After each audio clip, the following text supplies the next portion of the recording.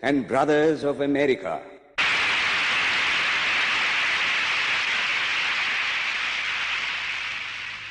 It fills my heart with joy unspeakable to rise in response to the warm and cordial welcome which you have given us.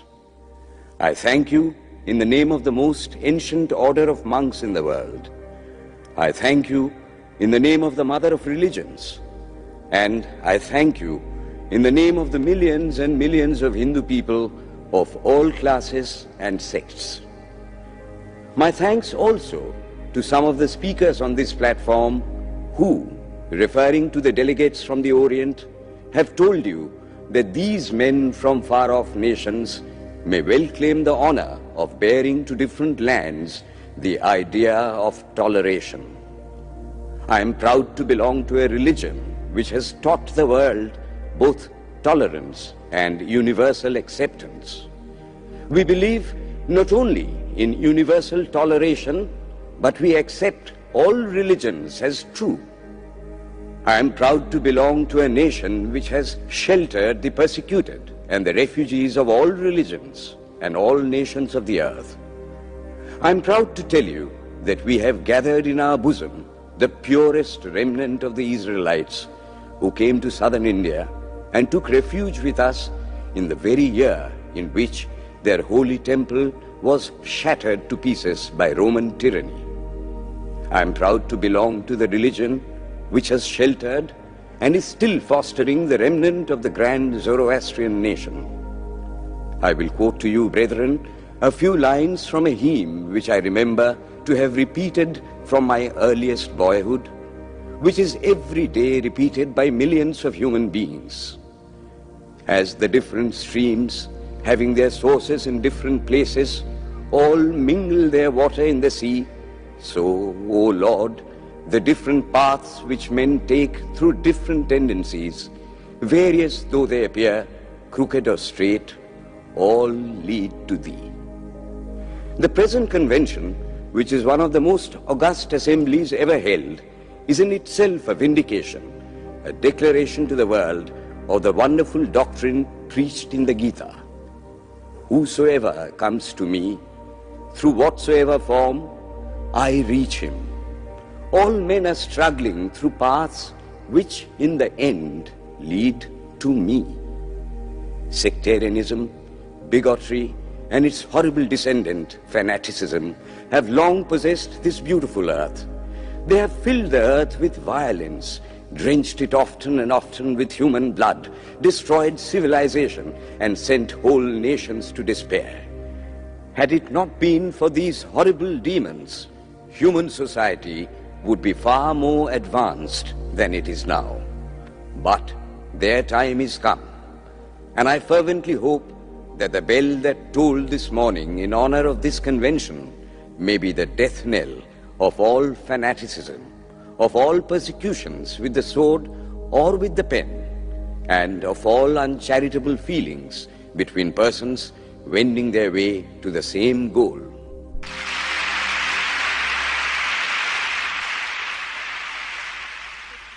Ladies and gentlemen, on the agenda for today, the 15th of September, 1893, a galaxy of eminent speakers are scheduled to address us, and it gives us great pleasure to once again invite Swami Vivekananda to speak. His subject for today, Why We Disagree. I will tell you a little story. You have heard the eloquent speaker who has just finished say, "Let us cease from abusing each other," and he was very sorry that there should be always so much variance. But I think I should tell you a story which would illustrate the cause of this variance. A frog lived in a well. It had lived there for a long time. It was born there and brought up there, and yet was a little small frog. Of course, the evolutionists were not there then to tell us whether the frog lost its eyes or not. But for our story's sake, we must take it for granted that it had its eyes, and that it every day cleansed the water of all the worms and bacilli that lived in it with an energy that would do credit to our modern bacteriologists. In this way, it went on and became a little sleek and fat. Well, one day, another frog that lived in the sea came and fell into the well. "Where are you from?" "I am from the sea." "The sea? How big is that? Is it as big as my well?" And he took a leap from one side of the well to the other. "My friend," said the frog of the sea, "how do you compare the sea with your little well?" Then the frog took another leap and asked, "Is your sea so big?" "What nonsense you speak, to compare the sea with your well." "Well then," said the frog of the well, "nothing can be bigger than my well. There can be nothing bigger than this. This fellow is a liar, so turn him out." That has been the difficulty all the while. I am a Hindu. I am sitting in my own little well and thinking that the whole world is my little well. The Christian sits in his little well and thinks the whole world is his well. The Mohammedan sits in his little well and thinks that is the whole world. I have to thank you of America for the great attempt you are making to break down the barriers of this little world of ours, and hope that in the future the Lord will help you to accomplish your purpose.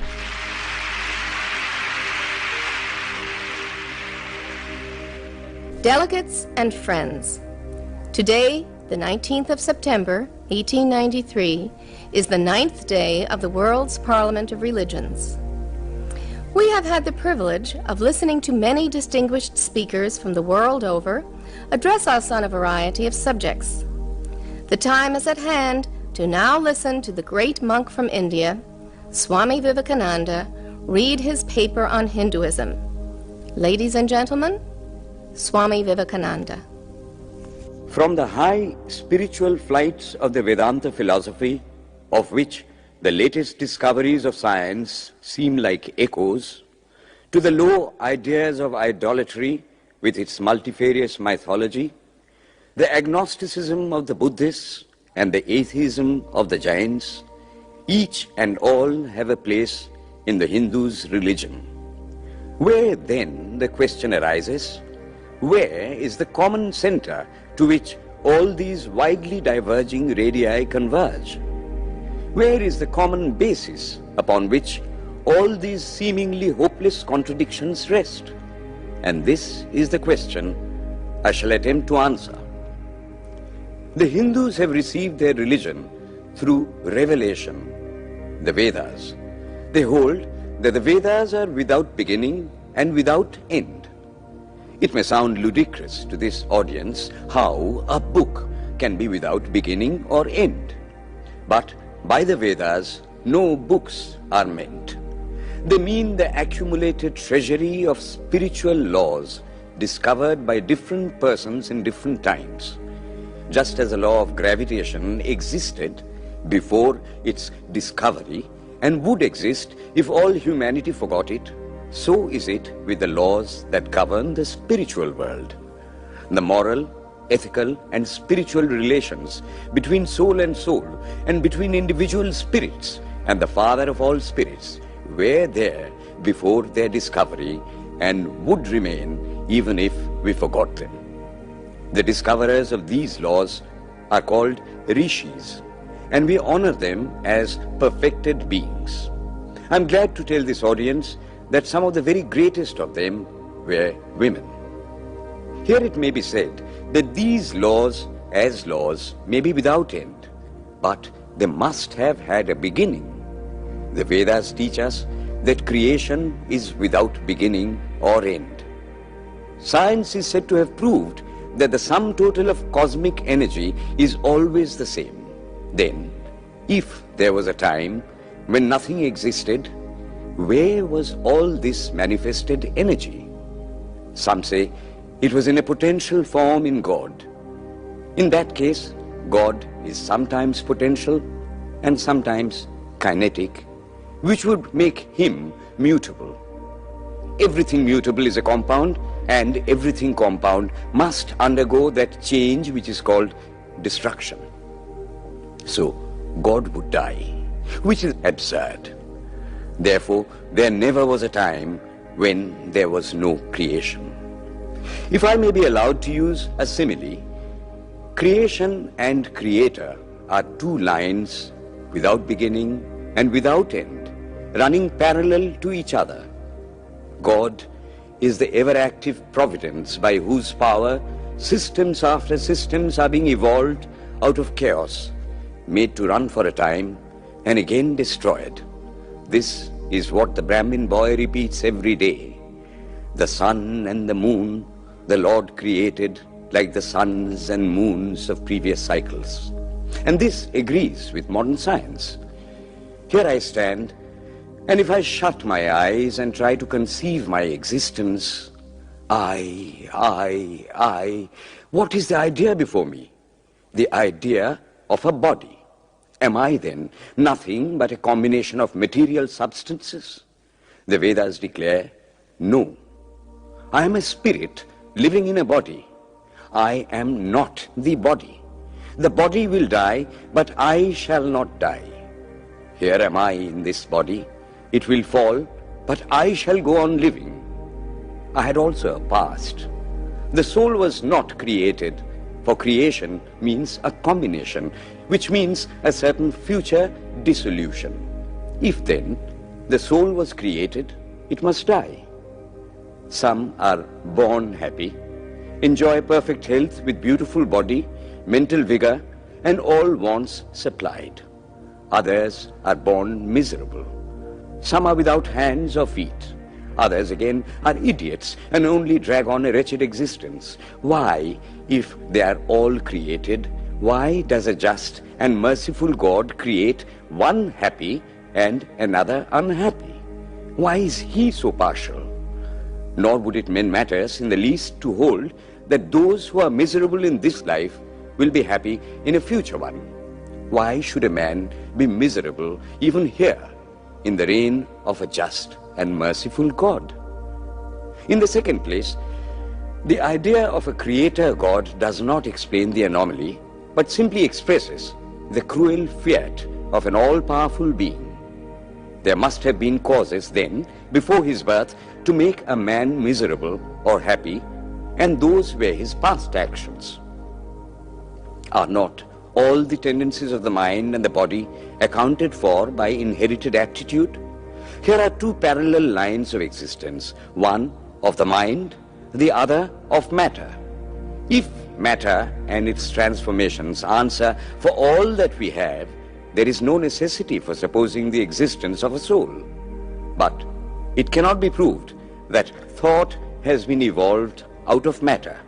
And if a philosophical monism is inevitable, spiritual monism is certainly logical and no less desirable than a materialistic monism.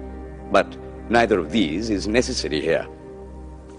We cannot deny that bodies acquire certain tendencies from heredity, but those tendencies only mean the physical configuration through which a peculiar mind alone can act in a peculiar way. There are other tendencies peculiar to a soul caused by his past actions, and a soul with a certain tendency would, by the laws of affinity, take birth in a body which is the fittest instrument for the display of that tendency. This is in accord with science, for science wants to explain everything by habit, and habit is got through repetitions. So, repetitions are necessary to explain the natural habits of a newborn soul, and since they were not obtained in this present life, they must have come down from past lives. There is another suggestion. Taking all these for granted, how is it that I do not remember anything of my past life? This can be easily explained. I am now speaking in English. It is not my mother tongue. In fact, no words of my mother tongue are now present in my consciousness. But let me try to bring them up. And they rush in. That shows that consciousness is only the surface of the mental ocean, and within its depths are stored up all our experiences. Try and struggle. They would come up, and you would be conscious even of your past life. This is direct and demonstrative evidence. verification is the perfect proof of a theory, and here is the challenge thrown to the world by the rishis. We have discovered the secret by which the very depths of the ocean of memory can be stirred up. Try it, and you would get a complete reminiscence of your past life. So then, the Hindu believes that he is a spirit. Him the sword cannot pierce, him the fire cannot burn, him the water cannot melt, him the air cannot dry. Is nowhere but whose center is located in the body, and that death means the change of the center from body to body. Nor is the soul bound by the conditions of matter. In its very essence, it is free, unbounded, holy, pure and perfect. But somehow or other, it finds itself tied down to matter and thinks of itself as matter. Why should the free, perfect and pure being be thus under the thraldom of matter, is the next question. How can the perfect soul be deluded into the belief that it is imperfect? We have been told that the Hindus shirk the question and say that no such question can be there. Some thinkers want to answer it by positing one or more quasi-perfect beings and use big scientific names to fill up the gap. But naming is not explaining. The question remains the same. How can the perfect become the quasi-perfect? How can the pure, the absolute, change even a microscopic particle of its nature? But the Hindu is sincere. He does not want to take shelter under sophistry. He is brave enough to face the question in a manly fashion, and his answer is, I do not know. I do not know how the perfect being, the soul, came to think of itself as imperfect, as joined to and conditioned by matter. But the fact is a fact for all that. It is a fact in everybody's consciousness that one thinks of oneself as the body. The Hindu does not attempt to explain why one thinks one is the body. The answer, that it is the will of God, is no explanation. This is nothing more than what the Hindu says, I do not know. Well then, the human soul is eternal and immortal, perfect and infinite, and death means only a change of center from one body to another. The present is determined by our past actions, and the future by the present. The soul will go on evolving up or reverting back from birth to birth and death to death. But here is another question. Is man a tiny boat in a tempest, raised one moment on the foamy crest of a billow and dashed down into a yawning chasm the next, rolling to and fro at the mercy of good and bad actions, a powerless, helpless wreck in an ever-raging, ever-rushing, uncompromising current of cause and effect, a little moth placed under the wheel of causation, which rolls on, crushing everything in its way, and waits not for the widow's tears or the orphan's cry? The heart sinks at the idea. Yet, this is the law of nature. Is there no hope? Is there no escape? Was the cry that went up from the bottom of the heart of despair. It reached the throne of mercy, and words of hope and consolation came down and inspired a Vedic sage, and he stood up before the world and in trumpet voice proclaimed the glad tidings. Hear ye, children of immortal bliss, even ye that reside in higher spheres. I have found the Ancient One who is beyond all darkness, all delusion. Knowing him alone, you shall be saved from death over again. Children of immortal bliss. What a sweet, what a hopeful name. Allow me to call you, brethren, by that sweet name, heirs of immortal bliss. Yea, the Hindu refuses to call you sinners. We are the children of God, the sharers of immortal bliss, holy and perfect beings. Ye divinities on earth, sinners, it is a sin to call a man so. It is standing libel on human nature. Come up, O lions, and shake off the delusion that you are sheep. You are souls immortal, spirits free, blessed and eternal. Ye are not matter, ye are not bodies. Matter is your servant, not you the servant of matter.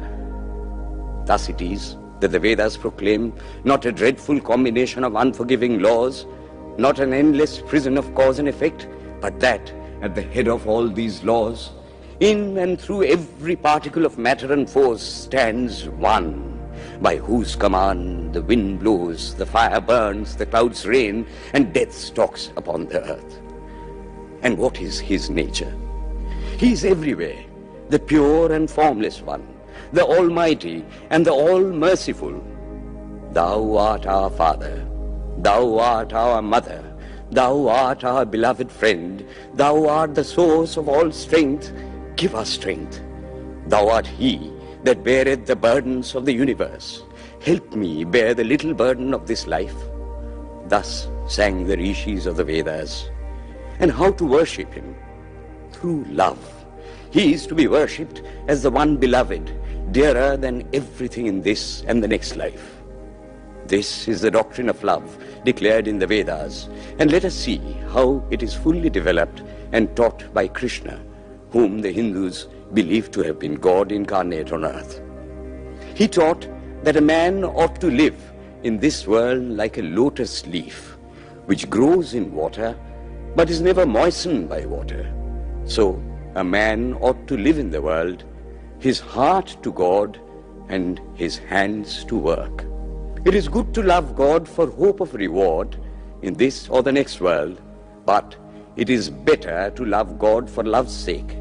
And the prayer goes, Lord, I do not want wealth, nor children, nor learning. If it be thy will, I shall go from birth to birth. But grant me this, that I may love thee without the hope of reward. Love unselfishly for love's sake. One of the disciples of Krishna, the then Emperor of India, was driven from his kingdom by his enemies and had to take shelter with his queen in a forest in the Himalayas. And there, one day, the queen asked him how it was that he, the most virtuous of men, should suffer so much misery. Yudhishthira answered, Behold, my queen, the Himalayas. How grand and beautiful they are. I love them. They do not give me anything, but my nature is to love the grand, the beautiful. Therefore, I love them. Similarly, I love the Lord. He is the source of all beauty, of all sublimity. He is the only object to be loved. My nature is to love him, and therefore I love. I do not pray for anything. I do not ask for anything. Let him place me wherever he likes. I must love him for love's sake.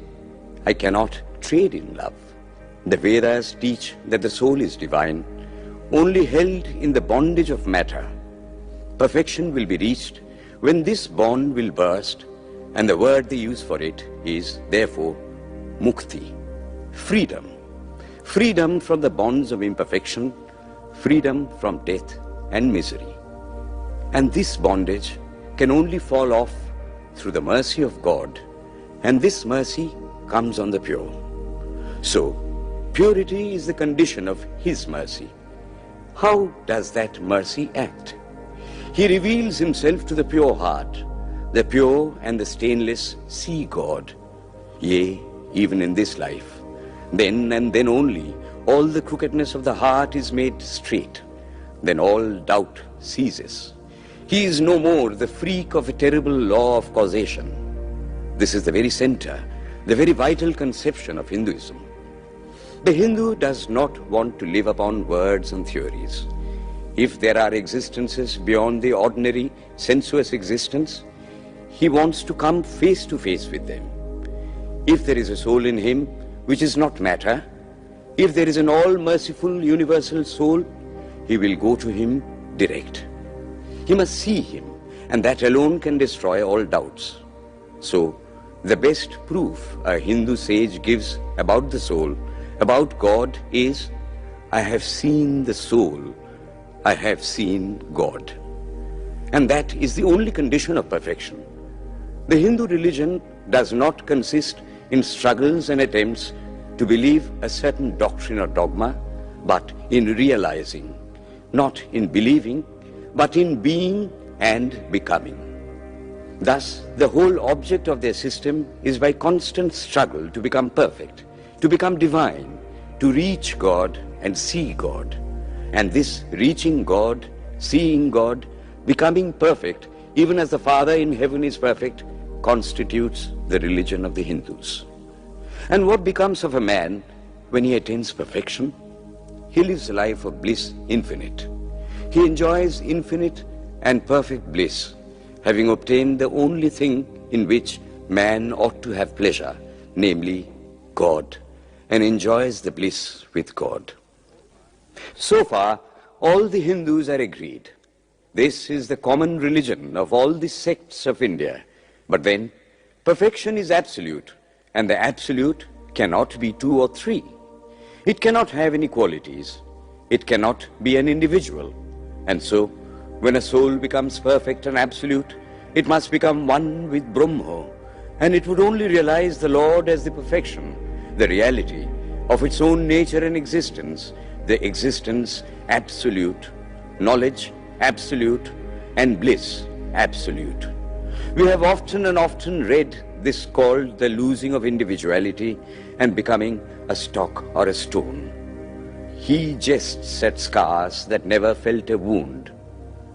I tell you, it is nothing of the kind. If it is happiness to enjoy the consciousness of this small body, it must be greater happiness to enjoy the consciousness of two bodies, the measure of happiness increasing with the consciousness of an increasing number of bodies, the aim, the ultimate of happiness being reached when it would become a universal consciousness. Therefore, to gain this infinite universal individuality, this miserable little prison individuality must go. Then alone can death cease when I am one with life. Then alone can misery cease when I am one with happiness itself. Then alone can all error cease when I am one with knowledge itself. And this is the necessary scientific conclusion. Science has proved to me that physical individuality is a delusion, that really my body is one little continuously changing body in an unbroken ocean of matter, and Advaita, or unity, is the necessary conclusion with my other counterpart, soul. Science is nothing but the finding of unity. As soon as science would reach perfect unity, it would stop from further progress, because it would reach the goal. Thus, chemistry could not progress farther when it would discover one element out of which all others could be made. Physics would stop when it would be able to fulfill its services in discovering one energy of which all the others are but manifestations. And the science of religion become perfect when it would discover Him who is the one life in a universe of death, Him who is the constant basis of an ever-changing world, one who is the only soul of which all souls are but delusive manifestations. Thus is it, through multiplicity and duality, that the ultimate unity is reached. Religion can go no farther. This is the goal of all science. All science is bound to come to this conclusion in the long run. Manifestation and not creation is the word of science today. And the Hindu is only glad that what he has been cherishing in his bosom for ages is going to be taught in more forcible language and with further light from the latest conclusions of science. Descend we now from the aspirations of philosophy to the religion of the ignorant. At the very outset, I may tell you that there is no polytheism in India. In every temple, if one stands by and listens, one will find the worshippers applying all the attributes of God, including omnipresence, to the images. It is not polytheism, nor would the name henotheism explain the situation. The rose, called by any other name, would smell as sweet. Names are not explanations. The tree is known by its fruits. When I have seen amongst them that are called idolaters, men, the like of whom, in morality and spirituality and love, I have never seen anywhere, I stop and ask myself, can sin beget holiness? Superstition is a great enemy of man, but bigotry is worse. Why does a Christian go to church? Why is the cross holy? Why is the face turned toward the sky in prayer? Why are there so many images in the Catholic Church? Why are there so many images in the minds of Protestants when they pray? My brethren, we can no more think about anything without a mental image than we can live without breathing. By the law of association, the material image calls up the mental idea and vice versa. This is why the Hindu uses an external symbol when he worships. He will tell you it helps to keep his mind fixed on the being to whom he prays. He knows, as well as you do, that the image is not God, is not omnipresent. After all, how much does omnipresence mean to almost the whole world? It stands merely as a word, a symbol. Has God superficial area? If not, when we repeat that word omnipresent, we think of the extended sky or of space. That is all. As we find that somehow or other, by the laws of our mental constitution, we have to associate our ideas of infinity with the image of the blue sky or of the sea, so we naturally connect our idea of holiness with the image of a church, a mosque, or a cross. The Hindus have associated the ideas of holiness, purity, truth, omnipresence, and such other ideas with different images and forms. But with this difference, that while some people devote their whole lives to their idol of a church and never rise higher, because with them religion means an intellectual assent to certain doctrines and doing good to their fellows, the whole religion of the Hindu is centered in realization. Man is to become divine by realizing the divine. Idols or temples or churches or books are only the supports, the helps of his spiritual childhood, but on and on he must progress. He must not stop anywhere. External worship, material worship, say the scriptures, is the lowest stage. Struggling to rise high, mental prayer is the next stage. But the highest stage is when the Lord has been realized. Mark, the same earnest man who is kneeling before the idol tells you, him the sun cannot express, nor the moon, nor the stars, the lightning cannot express him, nor what we speak of as fire. Through him they shine. But he does not abuse anyone's idol or call its worship sin. He recognizes in it a necessary stage of life. The child is father of the man. Would it be right for an old man to say that childhood is a sin or youth is a sin? If a man can realize his divine nature with the help of an image, would it be right to call that a sin? Nor, even when he has passed that stage, should he call it an error. To the Hindu, man is not traveling from error to truth, but from truth to truth, from lower to higher truth. To him, all the religions, from the lowest fetishism to the highest absolutism, mean so many attempts of the human soul to grasp and realize the infinite, each determined by the conditions of its birth and association, and each of these marks a stage of progress. And every soul is a young eagle soaring higher and higher, gathering more and more strength till it reaches the glorious sun. Unity in variety is the plan of nature, and the Hindu has recognized it. Every other religion lays down certain fixed dogmas and tries to force society to adopt them. It places before society only one coat which must fit Jack and John and Henry all alike. If it does not fit John or Henry, he must go without a coat to cover his body. The Hindus have discovered that the absolute can only be realized or thought of or stated through the relative, and the images, crosses and crescents are simply so many symbols, so many pegs to hang spiritual ideas on. It is not that this help is necessary for everyone, but those that do not need it have no right to say that it is wrong, nor is it compulsory in Hinduism.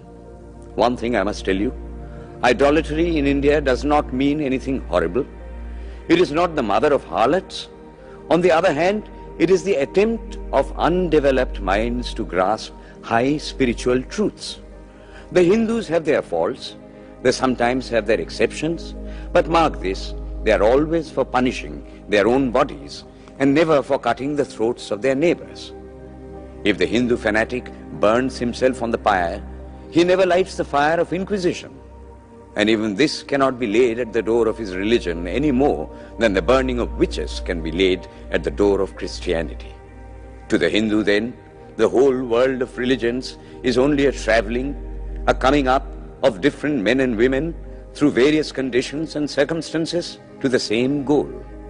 Every religion is only evolving a God out of the material man, and the same God is the inspirer of all of them. Why then are there so many contradictions? They are only apparent, says the Hindu. The contradictions come from the same truth adapting itself to the varying circumstances of different natures.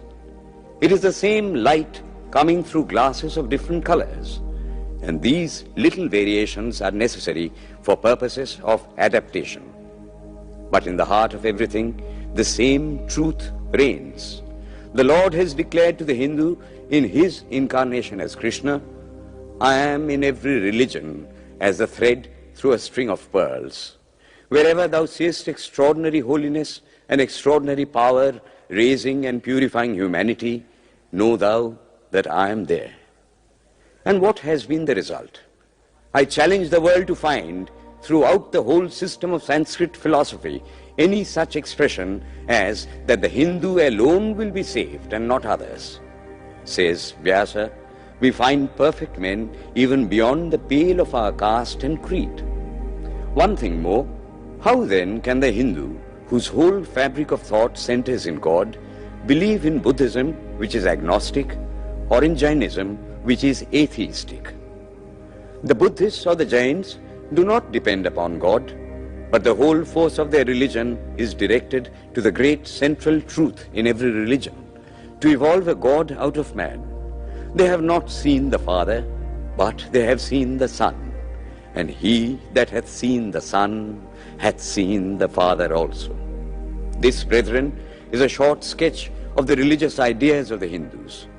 The Hindu may have failed to carry out all his plans, but if there is ever to be a universal religion, it must be one which will have no location in place or time, which will be infinite like the God it will preach, and whose sun will shine upon the followers of Krishna and of Christ, on saints and sinners alike, which will not be Brahminic or Buddhistic, Christian or Mohammedan, but the sum total of all these, and still have infinite space for development, which in its Catholicity will embrace in infinite arms and find a place for every human being from the lowest groveling savage, not far removed from the brute, to the highest man towering by the virtues of his head and heart almost above humanity, making society stand in awe of him and doubt his human nature.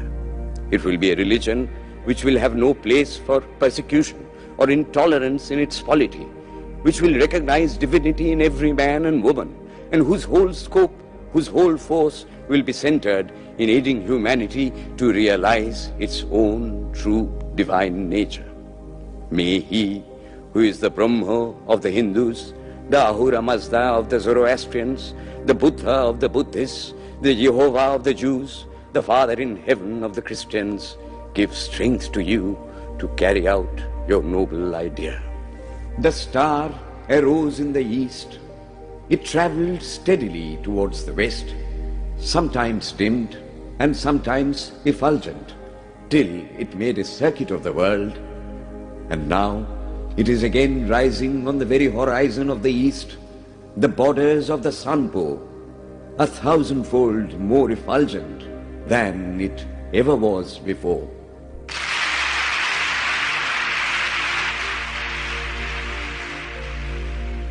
Today, the 26th of September, 1893, is the penultimate day of this Parliament of Religions at Chicago.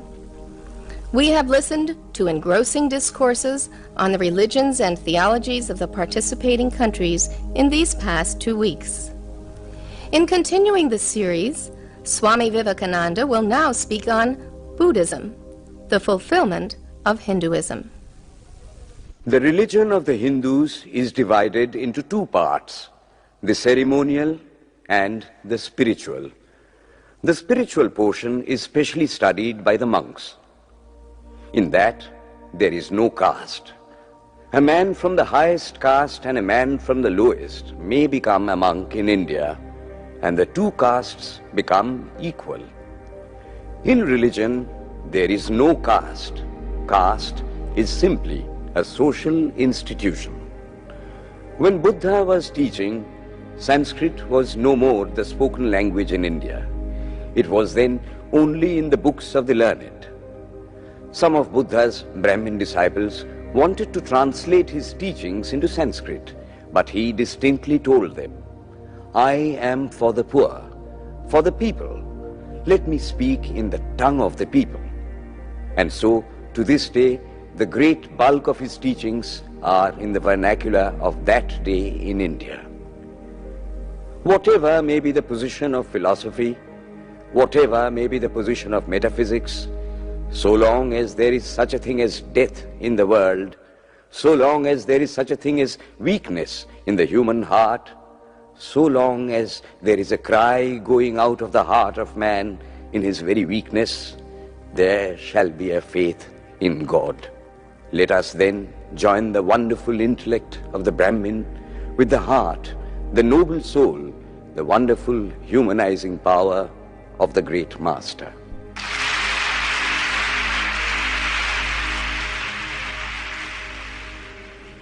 Ladies and gentlemen, in a short while from now, the World's Parliament of Religions at Chicago will come to a close. And this day, the 27th of September, 1893, will go down in history as a landmark for more reasons than one. It is in the fitness of things that we now call upon Swami Vivekananda from India to address this final session. The world's Parliament of Religions has become an accomplished fact, and the merciful Father has helped those who labored to bring it into existence and crown with success their most unselfish labor. My thanks to those noble souls whose large hearts and love of truth first dreamt this wonderful dream and then realized it. My thanks to the shower of liberal sentiments that has overflowed this platform. My thanks to this enlightened audience for their uniform kindness to me and for their appreciation of every thought that tends to smooth the friction of religions. A few jarring notes were heard from time to time in this harmony. My special thanks to them, for they have, by their striking contrast, made the general harmony the sweeter. Much has been said of the common ground of religious unity. I am not going just now to venture my own theory, but if anyone here hopes that this unity will come by the triumph of any one of the religions and the destruction of the others, to him I say, brother, yours is an impossible hope. Do I wish that the Christian would become Hindu? God forbid. Do I wish that the Hindu or Buddhist would become Christian? God forbid. The seed is put in the ground, and earth and air and water are placed around it. Does the seed become the earth or the air or the water? No. It becomes a plant. It develops after the law of its own growth, assimilates the air, the earth, and the water, converts them into plant substance, and grows into a plant. Similar is the case with religion. The Christian is not to become a Hindu or a Buddhist, nor a Hindu or a Buddhist to become a Christian, but each must assimilate the spirit of the others and yet preserve his individuality and grow according to his own law of growth. If the Parliament of Religions has shown anything to the world, it is this. It has proved to the world that holiness, purity, and charity are not the exclusive possessions of any church in the world, and that every system has produced men and women of the most exalted character. In the face of this evidence, if anybody dreams of the exclusive survival of his own religion and the destruction of others, I pity him from the bottom of my heart and point out to him that upon the banner of every religion will soon be written, in spite of resistance, help and not fight, assimilation and not destruction, harmony and peace and not dissension.